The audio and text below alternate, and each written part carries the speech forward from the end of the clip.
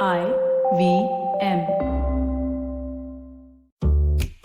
$100. That's all it takes to begin your journey with Bitcoin and Ethereum. No, really. With CoinSwitch, you can start investing in over 100 cryptocurrencies with just 100 rupees. On top of that, there are zero charges for deposits and withdrawals, so you can trade, buy, sell, however and whenever you want. All of this, plus their extremely intuitive interface, makes CoinSwitch the perfect app for beginners in the crypto space.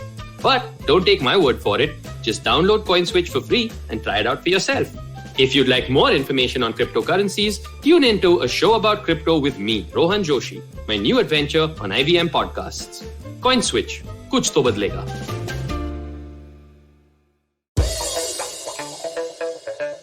Here's your smart fact of the day. Did you know that this podcast, Smarter with Sid, has given you 50 new smart facts for the 50 episodes that it's done? Yes, it's just a convoluted way of me saying that it's been 50 episodes for Smarter with Sid. And yay! For this episode, what I want to check is, do facts really matter? And when don't they matter? And when do they matter? And is being a factful person or factfulness as an approach really useful for us? Let's figure this one out. When was the last time you were stopped in your argument with somebody who presented facts to you and made you change your mind because he gave you data or she gave you data that made you look at the world differently? I would bet it has rarely happened to any one of us. And it is not because facts are suddenly rare to find. I think one of the biggest epidemics that we are all experiencing and contributing to is the fact that we are not really looking at facts and, stuff that is true to base our arguments on, especially in the workplace. Now, it is so weird that the very basis of the reason why we should do something is something that we never consider. We take it for granted. We make a lot of assumptions and we take them as facts.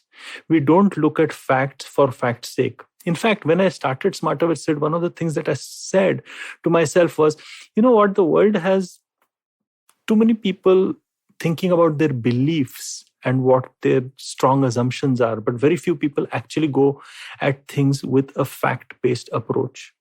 If you read the book Factfulness, it's one of the more interesting reads that you'll have. Of course, that book bangs on about how facts matter, and beyond a point, a book like that gets a little drudgy. But to be honest, facts are absolutely critical when it comes to meetings.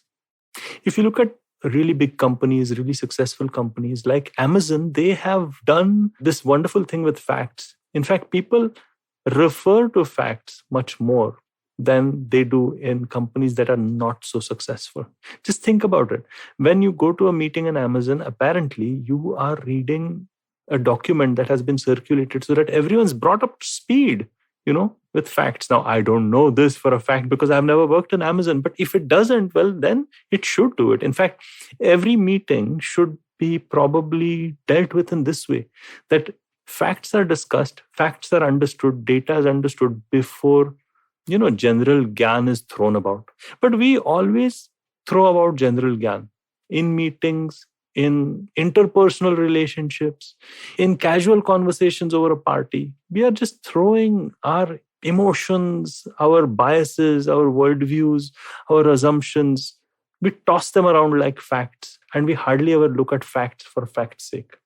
Why does that happen? I think there are two critical reasons why this is happening, especially in an accelerated fashion, in the past 10 to 15 years. Fact number one is, I think we are all getting terribly interconnected with each other because of the internet. And we have very rapidly kind of gone into tribal mode and tribal behavior. So I think a lot of times it becomes extremely important for us to be right. And for us to be right, we need to look at ignoring facts. And we have to do that because, nobody, no political party or no business or no person is absolutely right or absolutely wrong all the time. But we are forced to look at it from a binary perspective, and therefore we are choosing to ignore facts. So I would certainly blame the interconnectedness that is the internet that has brought about this sort of an issue wherein we are forced to take a position and stick with it. The second is that facts themselves are being replaced by deeper facts. And that is because this interconnectedness has also brought in a speed at which knowledge is moving. So what was yesterday's knowledge about the internet, for example, or for about digital marketing or about HR or about finance or about any topic or any issue is very rapidly being supplemented or superseded by a new fact. So therefore, what you consider a fact is probably a little older now and maybe not so relevant because facts keep changing. Okay. And this facts keep changing thing is further exacerbated because of the issue that most of us don't really understand how new or how old our fact that we are quoting is. Is it really relevant or is it not? And in addition to that, I think a lot of us are actually starting to become very loose with facts. We take our assumptions and we give them some major gyan and we kind of convert them into facts. In fact, whenever I hear somebody saying, let's look at the facts or let's look at science or take the scientific approach or scientific method, I start feeling a little worried because I can smell the bullshit coming my way. The reason why I feel it like that is because I know that when somebody is quoting science, they're probably the furthest away from science, because what I'm going to hear is some weird assumption that they have taken for fact based upon some obscure data, which actually may be fairly irrelevant, but they're just taken that data. In fact, it leads me to believe that, data, which is another product of this beautiful internet that we've got, is so much, the data overload that we keep talking of, the information overload, that we can look at data from various angles. And those angles can provide us the, in quotes, facts exactly the way in which we want them so that our argument or our belief system gets bolstered. You see what I'm saying? Facts are not then used to challenge the existing belief system that we may have, but they're actually data is looked upon to be presented as the absolute facts, which are then bolstering a belief system. Instead, why not actually look at our beliefs and try to figure out whether those beliefs are kind of supported by facts, or even whether our facts that we think we are quoting at the tip of our, fingers, is it really valid? We don't do that often enough. And because we don't do that often enough, we are always struggling to cope up with somebody who throws another angle on the truth. Now, let's not confuse the truth with facts, because facts keep changing and truth is relative. And, there are many people who say, there is something called post-truth and everybody's truth is relative and stuff like that. And then it becomes a quagmire. And I think the only sensible response that we can have is to look at our own assumptions and understand whether they're factual or not, or whether we need to look at them deeper or not. And it is a self-cleaning oven sort of exercise. We can't really expect other people to change their attitude towards their beliefs till we start questioning our own. In fact, one of the things that I want to do in the coming year is to start questioning a lot of the facts. And I keep saying today's facts are tomorrow's challenges, day after's, throwaways.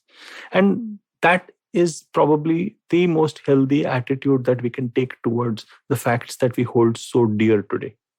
In fact, they were looking at Netflix and the way in which it was looking at data. Recently, I read an article wherein what they were doing was that they were looking at all the data first, and then they were waiting for that deep consumer insight to come because they are seeing the data. Now, that's one way of doing it. And I think there was another OTT channel that was doing it the exact other way around, wherein they were kind of being guided by the data towards selecting the next choice of the series that they should be building. And I think the Netflix thing succeeded because while they were looking at the data and they were looking at the facts, they were still letting human intuition and emotion guide their final decision, because eventually it is a product that we are creating for a human being. So facts also have limitations. Facts have shelf life. Facts are not facts a lot of times, but we need to have a fact-based approach. And sometimes that is probably more important than, being right all the time because our facts are right. Let's face facts. A factual approach is a better approach than a belief-based approach. But facts are not always the final truth. On that happy note, I hope you liked this episode of Smarter with Sid. This is the 50th episode. I thought I'll base it on facts. And many more to come. And if you like stuff like this, IVM's the place to go. You'll get a lot of wonderful shows that you can sink your teeth into.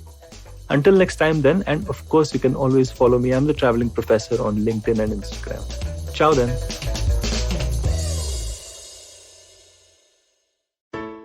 Hey, it's been another great week on the IVM Podcast Network. On The Wire Talks, it's all about the Beatles. Oliver Kraske, author and freelance editor who has closely worked with the famous band in the past, tells Siddharth why they're so loved even today. On All Things Policy, the folks at the Takshashila Institute discuss Russia's motives, why it's insecure with the G2, and the logic behind its growing alliance with China. On Paisa Vaisa, Anupam is joined by Nikhil Agarwal. He is the co-founder and CEO of Grip Invest, and they discuss the working of lease and inventory finance in India. The Simplified Gang speaks to author Suman Srivastava about her new book, Don't Beg, Inspire. And on the Filter Coffee podcast, Surya Swapna, founder of Kathavani, talks to Karthik about mythological storytelling for children. Do follow us on social media. We're IVM Podcasts on Twitter, Facebook, Instagram, and LinkedIn. And remember, if you're enjoying this show or any of our other shows for that matter, please do tell a friend. Go check out our YouTube channels. We go live on a whole bunch of different things. We have a number of different channels. You can find them on ivmpodcast.com/YouTube. And finally, we'd like to thank our sponsors this week: Cred, Bank of Baroda, CoinSwitch Kuber, Intel, and Oxfam India. Thank you for making this possible. Eventually, you'll see the end of your childhood, Get accustomed to womanhood. enjoy the experience of sisterhood, Might get to wifehood or not, choose motherhood, or not. You'll learn to define your personhood. earn a livelihood, Change the neighborhood. and get rid of the falsehood that life post-academia is easy. So join me, Ritasha, And me, Ayushi, on a journey from station starting point. to station, what now? Next station, Pudin station, and hopefully, Agla station, adulthood. Fresh episodes out every Thursday.